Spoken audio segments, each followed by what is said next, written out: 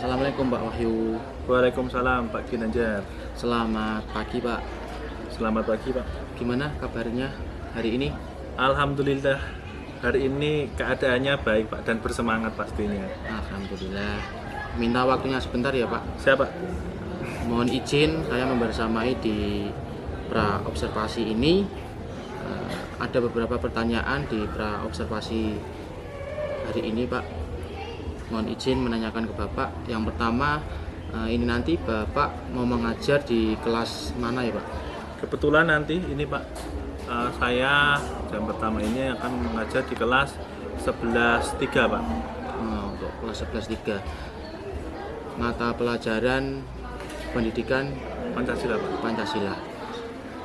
Kalau boleh tahu untuk materi Bapak pada kesempatan kali ini apa ya?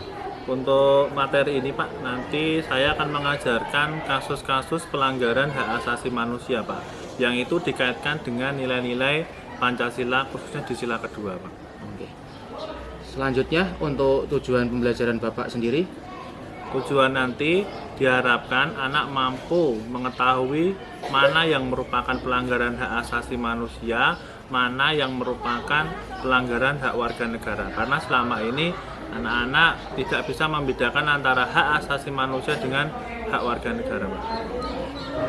Dan selanjutnya dari tujuan yang sudah Bapak sampaikan kepada saya, untuk area pengembangan dari pembelajaran nanti apa saja ya Pak?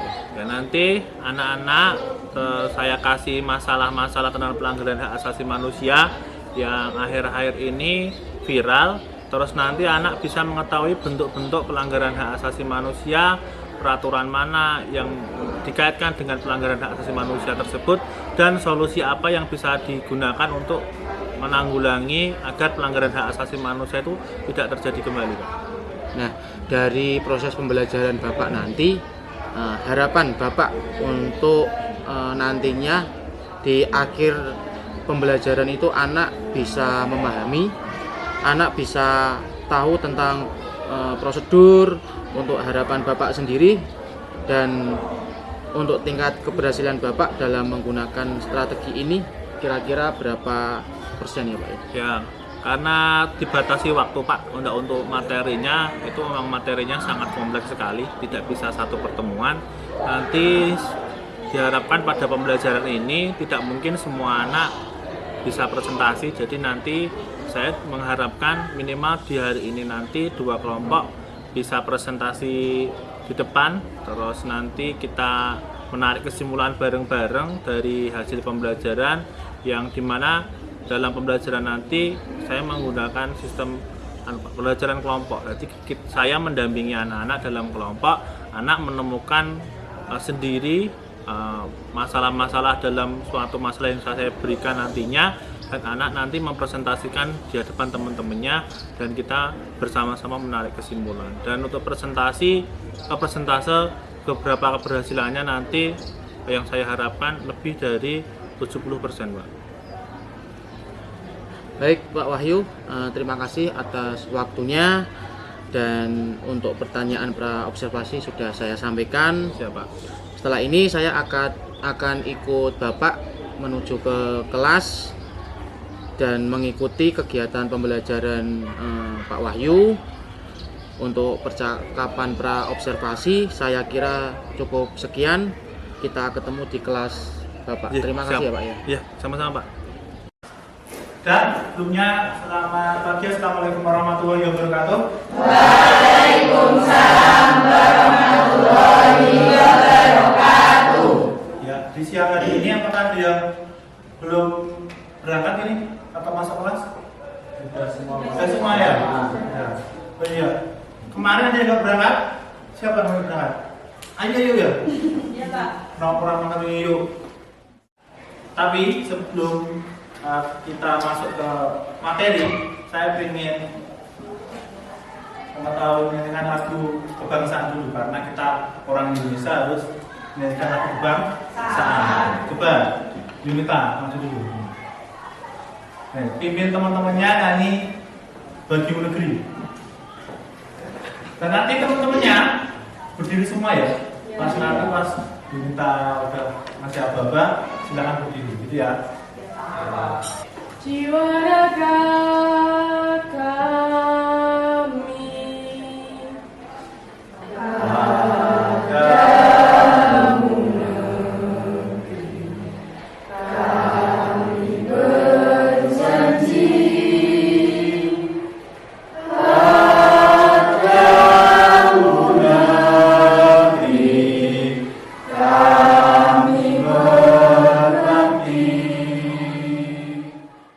Ini tadi habis sholat itu pasti fokusnya kurang nih. Jadi saya pengen ngasih speaking biar nanti itu fokusnya ada lagi. Jadi nanti Pak Guru kalau ngasih apa-apa selamat pagi, jadi nanti tepuknya satu kali. Praktek sih. Selamat pagi. Kalau selamat siang, nanti tepuknya dua kali. Selamat siang. Kalau selamat malam, jadinya tepuknya 3 kali. Selamat malam.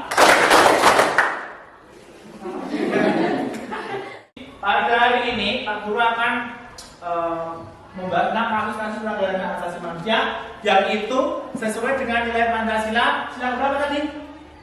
Karantini kuat. Sila ke dua, sama. Apa? Bunyinya apa?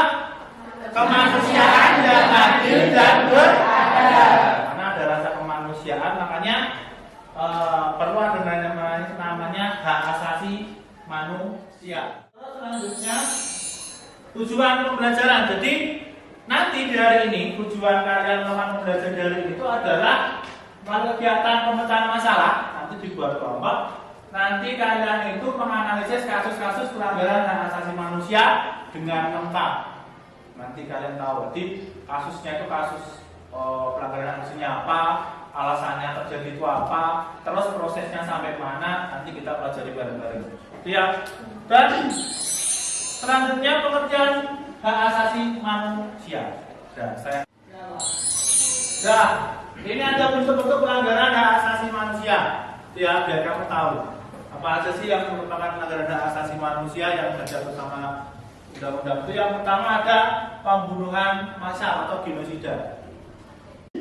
Di situ diterangkan bahwa ada kata pembunuhan massal. Jadi genosida itu identik dengan pembunuhan yang dilakukan oleh orang atau sekelompok yang tujuannya untuk memusnahkan atau menghancurkan suatu kelompok, ras atau agama. Bentuknya macam-macam, bisa mungkin penculikan, bisa pengeboman, pembunuhan dan sebagainya. Berbeda dengan kejahatan manusia, dengan pembunuhan biasa. Seumpamanya kemarin itu di daerah kita ada pembunuhan, seorang suami membunuh istrinya. Dengar cerita itu? Itu merupakan kejahatan kemanusiaan, itu bentuknya pembunuhan. Tetapi kalau seumpamanya si suaminya tadi membunuh istrinya karena alasan kelompok, beda kelompok atau beda agama, terus dia ingin menghancurkan kelompok itu dengan membunuh istrinya berupa anaknya dan seluruh desanya, itu namanya genosida.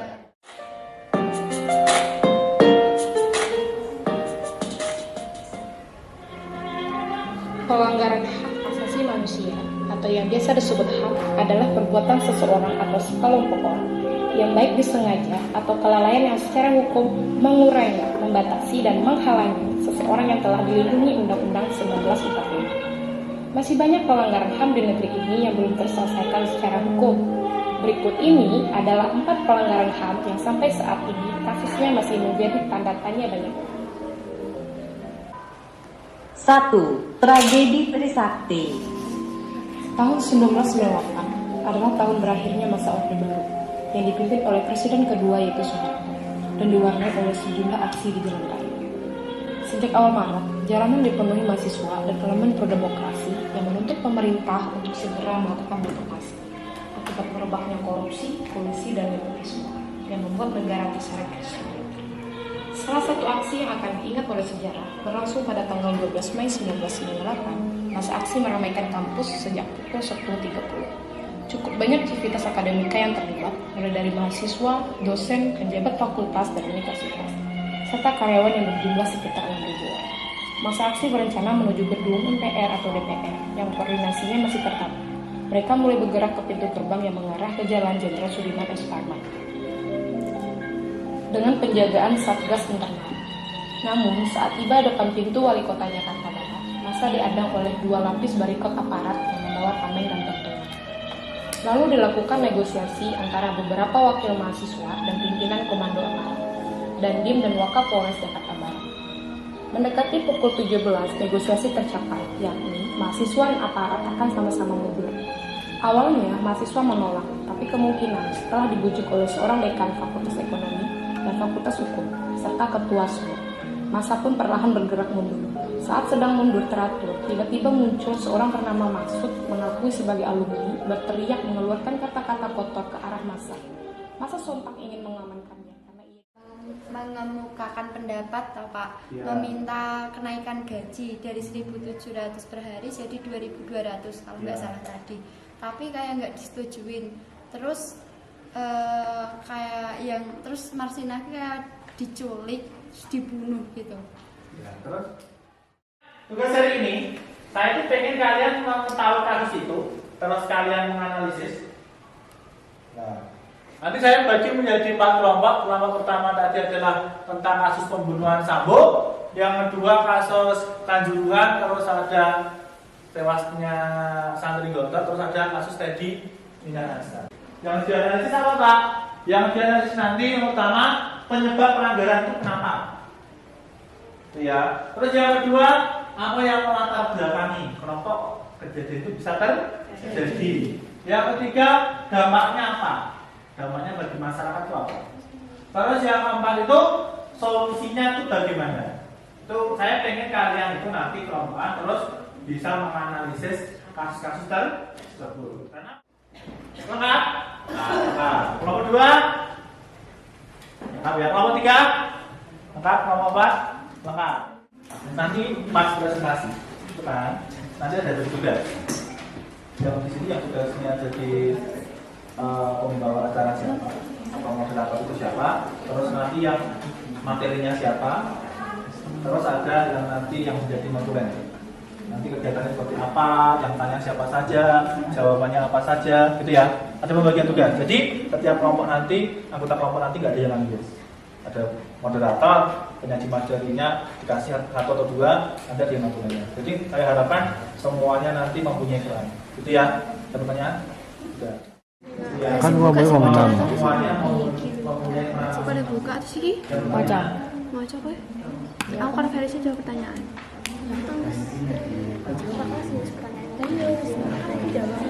Ini jam kita Proses materi itu moderator sama modulen. Dengan pandangan penonton yaitu bahwa proses pemaafan langsung melewati berbagai tahapan pemaafan yang diberikan.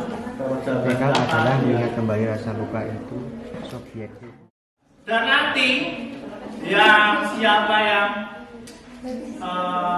mau bertanya dan pertanyaannya menarik nanti akan dapat reward dari Pak Guru, gitu ya.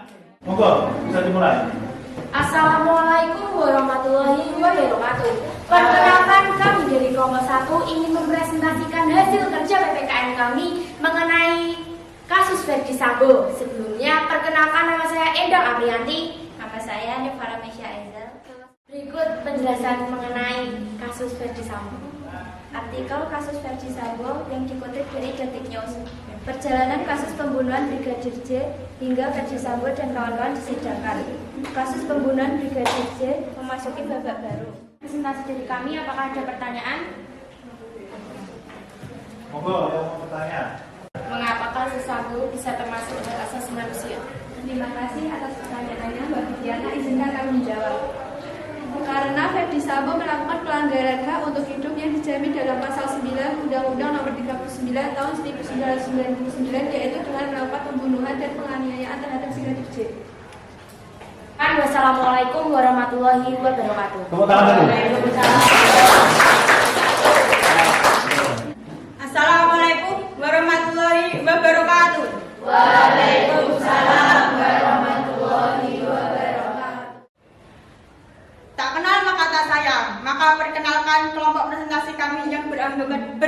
perkenalkan, saya sendiri Dwi Ayu Febrianti dan rekan-rekan Saya Atika Ismawati. Saya Isnaini Wahyuningsih. selanjutnya penyajian materi akan dibacakan mulai dari Atika Ismawati. 1. Penyebab terjadinya pelanggaran HAM pada kasus tersebut adalah karena dalam kasus tersebut terdapat penganiayaan seorang santri yang dilakukan oleh sesama santri hingga mengakibatkan santri meninggal dunia. Baik, silahkan kami membuka sesi pertanyaan bukan sesi curhatan, jadi tidak usah panjang dan lebar. Mas Andri? Ya, saya bertanya, kenapa kasus ini bisa terjadi, apa penyebabnya dan bagaimana mengatasinya, dan apa kasus ini termasuk hak asasi manusia? Terima kasih atas pertanyaan yang diberikan oleh Mas Andri. Berikan kami waktu sedikit untuk memberikan jawabannya.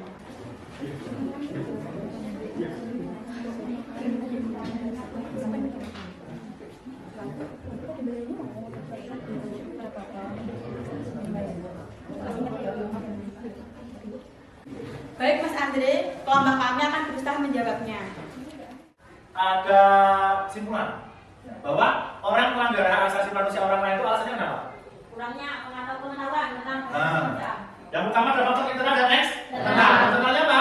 Kurangnya pengetahuan. Yang kedua, egois. Terus tadi kan dibilang tadi apa?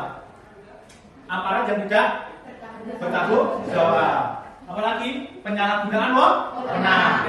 Jadi pelanggaran hak asasi manusia itu faktornya banyak ya, bisa internal dan eksternal. Jadi monggo kita sosialisasikan bareng-bareng agar pelanggaran hak asasi manusia yang kayak tadi yang dengan berikan itu tidak terulang kembali. Nah. Ya, terus tadi ada Endang. Endang tadi biar naik ke Monas. Ya, terus tadi ada Usiana tadi yang menjawab. Itu juga karena ada Monasnya nanti insya Allah bersama. Yang terakhir tadi moderator yang sangat bersemangat sampai dia itu nggak pakai sepatu, itu si Ayu juga terima kasih. Terima kasih Pak.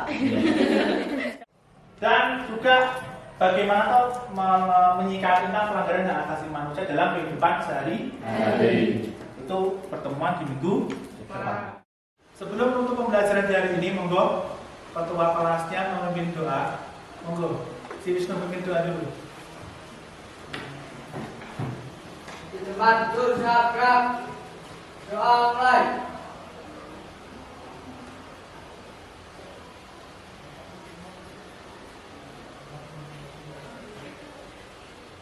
Doa selesai.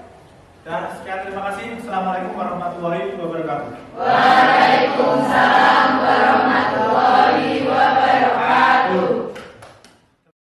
Assalamualaikum Pak Wahyu. Waalaikumsalam Pak Ginajar. Selamat siang Pak Wahyu. Selamat siang Pak. Gimana kabarnya hari ini? Alhamdulillah Pak. Alhamdulillah baik Pak keadaannya. Dan Ah. semangat pastinya Pak. Alhamdulillah Pak, kita ketemu lagi setelah kemarin saya sudah mengikuti kegiatan proses pembelajaran Bapak, menemani Bapak masuk dalam kelas dan saya melihat secara langsung gimana proses pembelajaran Bapak dan saya melihat siswa itu antusias sekali sama proses pembelajaran Bapak. Mungkin karena Bapak itu guru yang masih muda, energik, dan dalam proses pembelajaran itu sangat menyenangkan.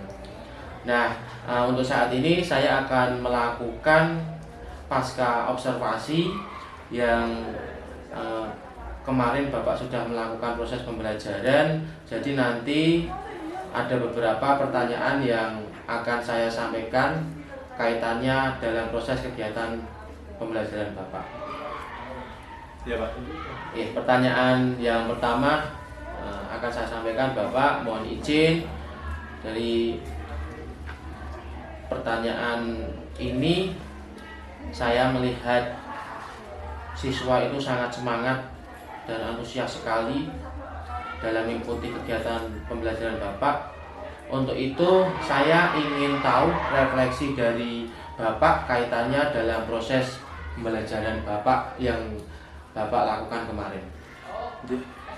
Menjawab Pak Ginajar, Kemarin saya melakukan pembelajaran di kelas 11-3, di mana itu sudah sesuai rencana, tetapi masih banyak kekurangan dan kelemahan dari model pembelajaran saya buat, khususnya dari alokasi waktu, yang dimana waktunya tidak sesuai dengan apa yang saya tulis dalam modul, dan juga dalam pembentukan kelompok dan presentasi ada beberapa kelompok yang nggak sesuai dengan ekspektasi saya, karena dari refleksi saya menemukan bahwa saya kurang memperhatikan kesiapan belajar siswa yang saya ajar pada jam itu, Pak. Nah, dari proses Pak yang Bapak kemarin lakukan, pastinya ada hambatan dan kendala yang Bapak hadapi. Mungkin hambatan apa, kendala apa yang Bapak hadapi dalam proses pembelajaran kemarin? Ya, hambatannya Pak, yang pertama karena saya kurang memperhatikan kesiapan belajar, saya dalam pembentukan kelompok itu ada beberapa kelompok yang tidak bisa mengembangkan apa yang sudah masalah saya berikan kepada tiap kelompok. Jadi dia cuma jawab dari apa yang masalah saya tentukan, masalahnya apa, pertanyaan saya tentukan, tapi dia nggak ada inovasinya, Pak. Dia tinggal jawab, terus cari internet, terus dalam presentasi juga kurang inovasi, kurang menarik, dan itu menurut saya lemah atau kurang dalam pembelajaran tadi. Walaupun ada beberapa kelompok yang sudah sesuai dengan keinginan saya atau dalam modul bahwa anak bisa menemukan atau mengembangkan sendiri dari masalah yang telah saya tentukan, Pak. Dan juga tadi saya sudah mengatur sebelumnya bahwa waktu yang ada dalam pembelajaran dengan modul itu tidak sesuai, Pak, karena tadi terjadi kesiapan belajar yang kurang, itu menyebabkan beberapa step-step itu ada yang waktunya kurang, Pak, karena ada penguatan tadi.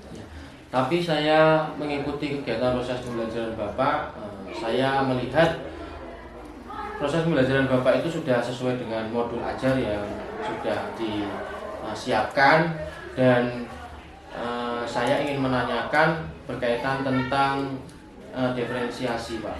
Jadi diferensiasi apa yang sudah Bapak terapkan di pembelajaran kemarin, Pak? Ya, dalam pembelajaran kemarin, Pak Gin, saya dalam pembentukan kelompok dan juga dalam penyampaian materi awal itu saya memperhatikan gaya belajar, Pak. Makanya kalau kemarin Pak Gin juga Bersani, di sana ada video, kita mendengarkan, terus anak-anak juga yang auditori bisa membaca, mendengar, itu saya cuma memperhatikan dari gaya belajarnya untuk gaya belajar sih, Pak.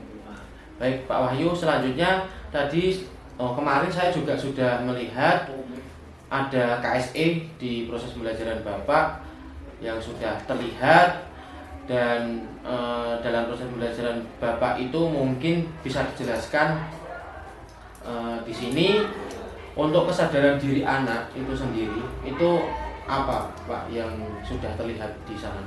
Ya, Pak, untuk KSE sendiri karena mapel saya sudah sebelum merdeka pun KSE-nya sudah ada. Jadi intinya setiap pembelajaran seperti berdoa, menyanyikan lagu-lagu kebangsaan, di mana semua itu untuk menumbuhkan kesadaran diri bahwa dalam pembelajaran saya itu menanamkan tentang bangga menjadi warga negara Indonesia, sadar tugas dan kewajiban sebagai warga negara. Itu tujuannya, Pak. Itu sesuai dengan KSE, Pak, di mana tujuannya, Pak. Baik, Pak Wahyu, selanjutnya untuk hasil proses pembelajaran yang sudah Bapak laksanakan kemarin, itu mungkin ada langkah tindak lanjut dari Bapak apa nih? Ya, dari langkah yang kemarin mungkin identifikasi dari masing-masing peserta didik itu lebih kompleks, Pak. Kalau kemarin cuma dari gaya belajar, nanti pertemuan minggu depan saya akan memperhatikan dari kesiapan belajar, dan juga model pembelajaran saya rubah, Pak, menjadi mungkin yang dari analisis nanti dari kesiapan dan gaya belajar, saya akan merubah model belajarnya agar sesuai dengan apa yang dimaui anak, yang disukai anak, dimana kalau anak sudah merasa suka dari pembelajarannya, nanti materinya masuk, itu menurut saya juga akan lebih terserap, lebih optimal gitu menurut saya. Ya. Nah, ini untuk pengembangan dari Bapak sendiri. Jadi untuk pengembangan diri yang akan Bapak kembangkan itu apa saja? Ya, untuk dikembangkan nantinya Pak, nah, khususnya kalau sekarang itu anak kan banyak buat kelompok-kelompok gitu Pak. Pengembangannya nanti anak saya akan optimalkan untuk explore diri dari pengetahuan, dari penguasaan mungkin teknologi. Nantinya saya mengharapkan anak bisa membuat suatu karya atau nanti presentasikan di depan teman-temannya yang itu buatan anak sendiri, dari pemikiran sendiri, dan saya cuma mendampingi. Dan jadi nantinya anak kedepannya saya mengharapkan bahwa sudah terbiasa dengan teknologi atau zamannya sekarang itu bahasanya melek teknologi Pak. Dan itu ternyata anak-anak zaman sekarang kalau di pembelajaran dipadukan dengan teknologi yang sudah maju itu lebih menyenangkan dan penyerapan anak lebih optimal Pak dalam pembelajaran. Ya, selanjutnya Pak Wahyu, saya lihat kemarin itu dalam proses pembelajaran Bapak pastinya juga ada beberapa siswa yang merasa jenuh dalam mengikuti kegiatan proses pembelajaran Bapak kemarin. Nah, ini berkaitan tentang strategi Bapak ke depannya supaya siswa itu tidak merasa jenuh. Jadi strategi apa yang nanti bakalan Bapak terapkan? Ya, jadi yang sudah saya sampaikan tadi bahwa nanti saya akan mempersiapkan kesiapan belajar anak nggak cuma dari materi dari itu juga, dari juga background dari mungkin keadaan ekonomi, karena di SMA Ampel itu kan Pak Kim sudah tahu sendiri ada daerah pegunungan, terus ada pinggiran kota, dan setiap anak itu terkadang mempunyai masalah keluarga, masalah ekonomi, dan sebagainya. Jadi kita harus mengidentifikasi anak-anak yang mungkin bermasalah, terus kita ngasih penguatan-penguatan atau pendampingan khusus untuk anak-anak yang mungkin perlu pendampingan. Jadi ada identifikasi mungkin Pak depannya dan kerjasama dengan guru BK dan mungkin juga wali kelas. Nah, ini Pak Wahyu, selanjutnya untuk ukuran keberhasilan yang Bapak kemarin lakukan setelah proses pembelajaran. Ya Pak, untuk ukuran keberhasilan, kalau saya patokannya selain dari prosesnya Pak, juga yang paling utama dari hasil penilaian sumatif Pak, dimana penilaian sumatif nanti itu menjadi tolak ukur suatu pembelajaran itu berhasil atau tidaknya Pak. Nah, jadi kira-kira ukuran keberhasilan Bapak setelah kemarin dalam kegiatan proses pembelajaran itu kira-kira berapa persen Pak? Ya, menurut saya Pak, dari kemarin setelah saya melakukan penilaian sumatif ada 70% itu persentasenya dari anak-anak yang lolos KKTP Pak. Jadi masih kurang target, tapi menurut saya sudah bagus, sudah 70%. Kalau target saya kemarin kan 75%, tapi 70% menurut saya sudah bagus. Perlu penguatan lagi, inovasi lagi, dan nantinya agar sesuai target saya.